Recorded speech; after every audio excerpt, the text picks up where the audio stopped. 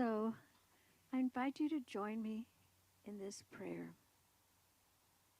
Just be here now, knowing that the sounds of life are everywhere. Ah, infinite presence, sweet, sweet spirit, source of all that is. There is only one.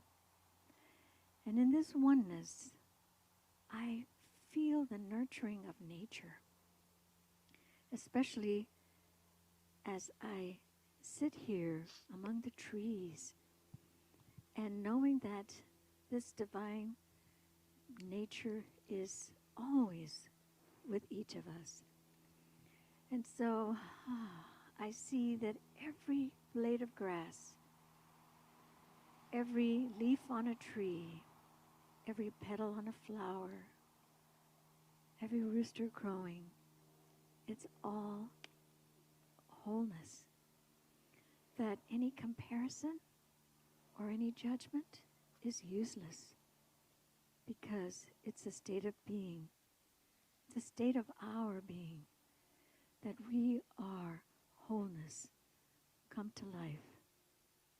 And just as the ground has a root system that supports all of life, so do we. Each of us is supported in our faith. Each of us is supported in our connections, in our love. And so, knowing this, I accept that each of us is a unique individualization of spirit, of divine universe. And each of us brings forth all that is life. And with all of this, I know that our support team is nurturing, that the words inspire, and that the music and our community are love. And I accept all these gifts, knowing this is our truth, knowing that nurturing is part of who we are, that love and inspiration just shine forth in every moment. And as I breathe out all of that in, I acknowledge this is truth. And with the deepest gratitude, I release this into the law, knowing this is already done. And together we can say, and so it is. So 2 minutes of silence.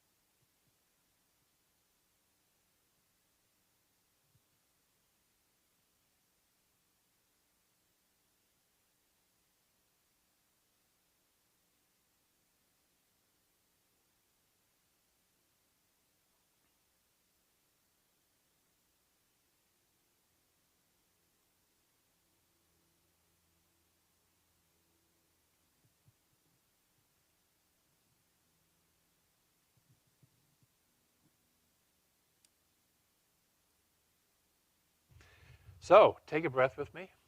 Breathe in this beautiful air. Our theme this whole month is wholeness, and we are whole no matter what. That's the theme. Um, a lot of us have reasons why we feel not whole, yes? And a lot of us have reasons why we think other people are not whole, yes? Maybe they're holes, but not whole. Had to, sorry. But they're not, that's not the truth. We are far more than that. I love the lyric from the song that we are the sky and everything else is just the weather. We are the wholeness. Everything else is just the stuff. And so today we're going to talk about what we believe about wholeness. And when I first read this, I thought this would be just a nice little science of mind official. What do we officially believe in a nice little academic way about wholeness? And about what we as religious scientists believe about wholeness, and that the infinite presence is one, and thus all is within it, and thus since nothing can be outside of the infinite oneness, all is whole, no bad or isolated parts. Yes? We can all say we agree on that, right? And so we believe in this, we believe in diversity, right up until somebody loads the dishwasher differently than we want them to. Uh-oh. Or something else like that, yes? And all of a sudden, all of our belief, supposedly, about wholeness goes right out the window.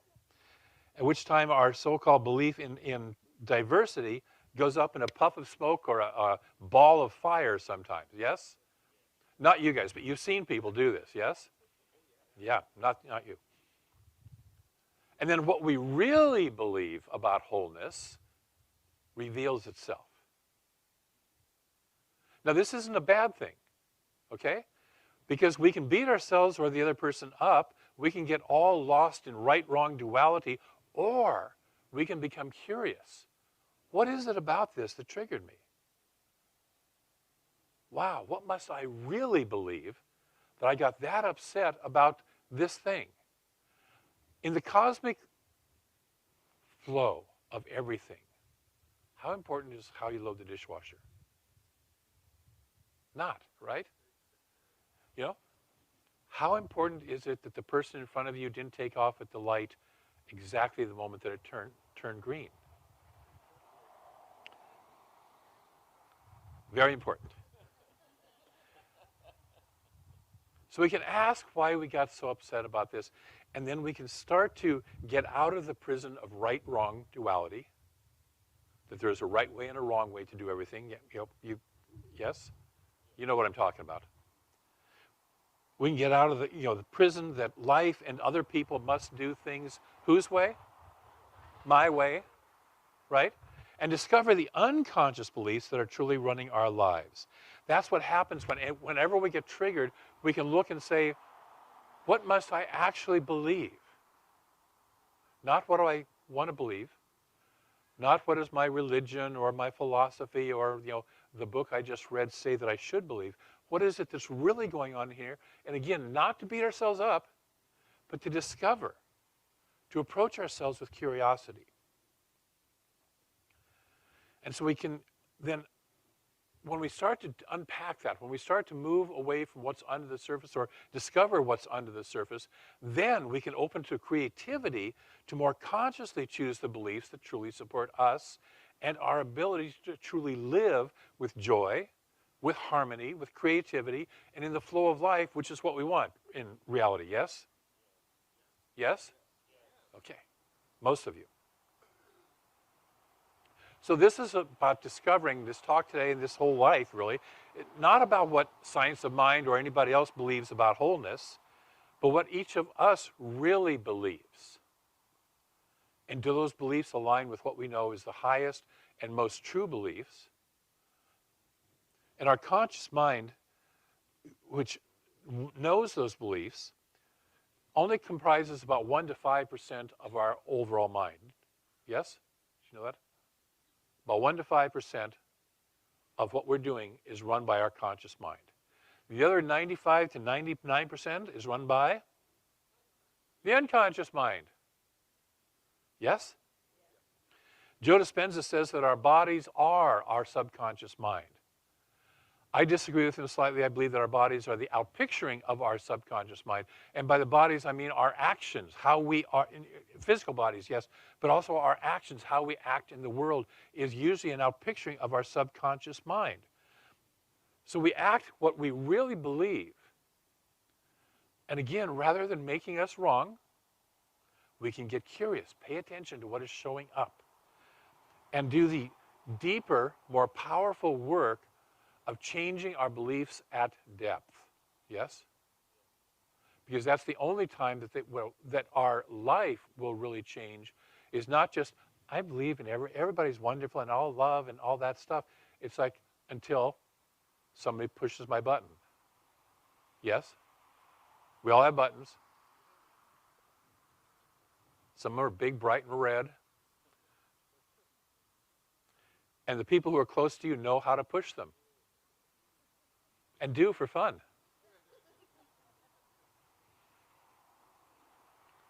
So our conscious mind may be small, but it's like the guy who sits on top of an elephant directing this huge elephant, right? Directing it where it's supposed to go. Yes? Okay. So most of us told this giant creative aspect of ourselves, the elephant of our subconscious mind, where to go and what to do a long time ago, when we were extremely young.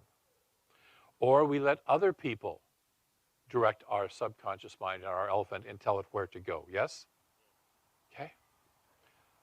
Today we have greater perspective. And today we also have more powerful tools to change at depth. And that's what we're called to start to apply, is these tools to change at depth. That's why we do classes. That's why we do some of the stuff we do. I see a couple of my friends from the mindfulness-based stress reduction class here. And we took that class to learn how to just be aware, just be present, without judging, just noticing. And that's part of our teaching also with meditation.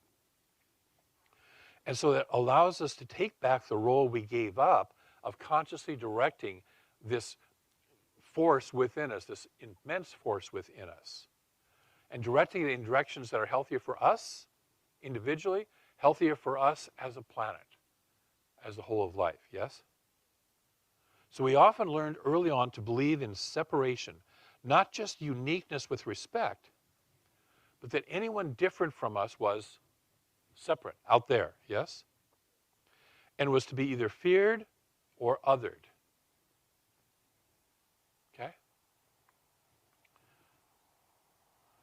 When the Indian mystic Ramana Maharshi was asked, how should we treat others? He said, there are no others. How about if we lived our life this way? This is the same thing that Jesus said when he said, love your neighbor as yourself. Because your neighbor is yourself. It's also what he said, what he meant when he said, whatever you do to these, the least of my brethren, you do also unto me. Whatever I'm doing to this person, I'm really doing to myself. Yes? Really am. We are one. There's no others. That's the good news. And the bad news for our part of our mind that wants to separate everything out, there are no others. Even the guy who's laying rubber right now, there are no others. That person is perfect God. So this doesn't mean, by the way, that we have to like or agree with everyone. Yes? Just because we're one. Nor does it mean we have to let people who are doing harmful things continue, but we must always recognize the divinity within them as it is within us. And as we ourselves oftentimes do things that are hurtful, as we grow on our journey of awakening, yes? How many of us have done things that, later on we look back and say, maybe I shouldn't have done that one. Yeah, we all have. Okay? So as we commit to letting go of othering as an expression of separation and instead embrace life and start to build bridges instead of walls, as we do this, we open up to the vast and diverse creativity of the infinite. There's an infinite oneness that is expressing in so many fabulous ways. You can look around. There's not a single plant on this ground that is the same as the one next to it. Yes? There's not a tree behind me that is the same as the one next to it. We look at this beautiful forest, and it takes everything in the forest. Yes? It takes the tall trees, it takes the medium-sized trees, it takes the ferns and the hollies and all the things that are growing, and the blackberries that hopefully are going to be giving off blackberries pretty darn soon. It takes all of that to make the forest. It takes all of us to make the forest. Tracy Brown, who's a religious science practitioner, wrote a book called Stained Glass Spirit. And she said, ignoring the beauty and value and uniqueness of different types of people is equivalent to ignoring God and refusing to see all the ways God shows up as humanity. She says, we don't do that with dogs or flowers or trees or clouds or spices or nature or art, so why would we do it with humans? Yes? Not everything has to be my favorite spice. There are actually other spices, yes? And we get to enjoy them all. As we recognize and embrace our collective oneness, we recognize and embrace that we are one community, one whole community. Humans, animals, plants, the planet itself. One community. Parker Palmer said, community does not necessarily mean living face to face with others. Rather, it means never losing the awareness that we are connected to each other. Never losing the awareness that we are connected to each other. So even if I get upset with a person who's loading the dishes differently than I want to, I have to stay aware that they and I are still connected, are still one with each other.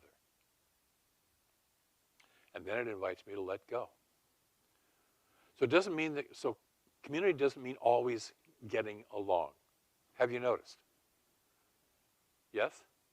How many of us have been in communities, including this one, where not everybody gets along all the time about everything? Okay? In fact, it's our disagreements that spur innovation and growth. Where would we be if our ancestors had collectively decided that the best way to live life was in caves with no fire and no wheels? Right? It took somebody to say, I'm not going to live that way no more. I just discovered this thing and I can harness it, called fire. I just came up with this thing called a sort of a round wheel sort of thing that I can roll stuff on. Yes? Ernest Holmes, in one of his talks at Asilomar, says, the human mind is never going to be satisfied with littleness.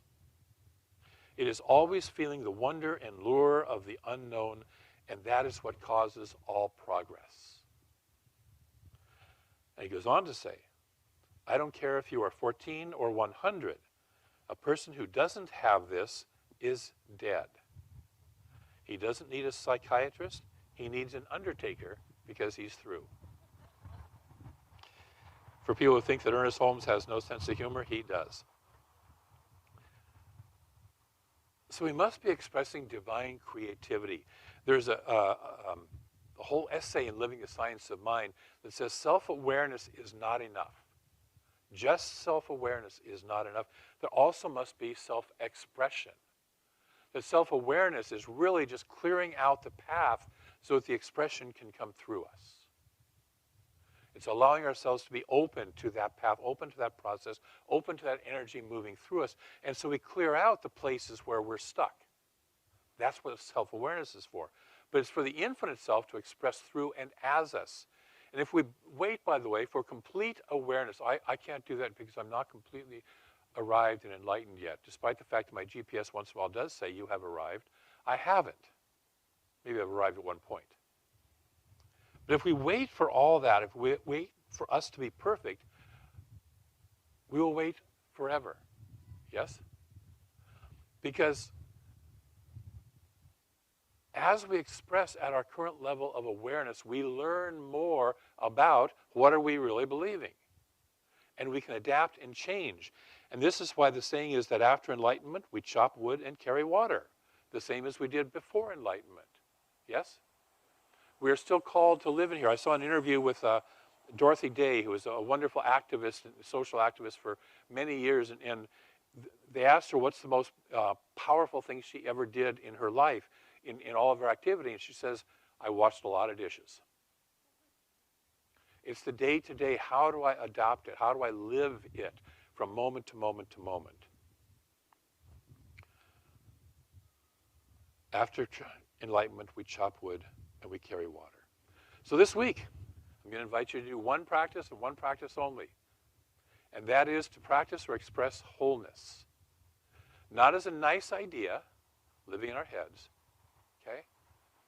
But as an embodied way of intersecting with the world, intersecting with your world. And that will probably involve both reaching out in new ways to people, to our brothers and sisters that we may have othered. Yes? And it may also involve paying attention to where we put up walls and draw lines and instead build bridges.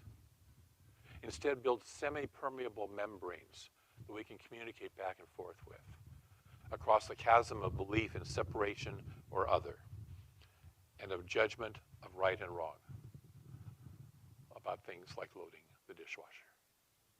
So that's your practice this week, to practice wholeness. Are you willing to play with that to the best of your ability? Yes. I want to close with a quote from an American poet, Edwin Markham, from the last century.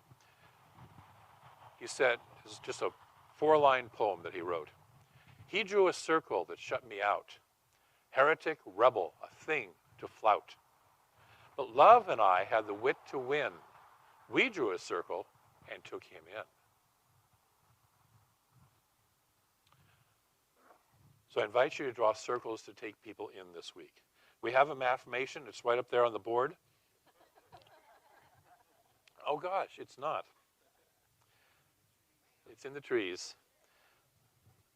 I recognize and embody being part of one global family. Once again, I recognize and embody being part of one global family. And so it is.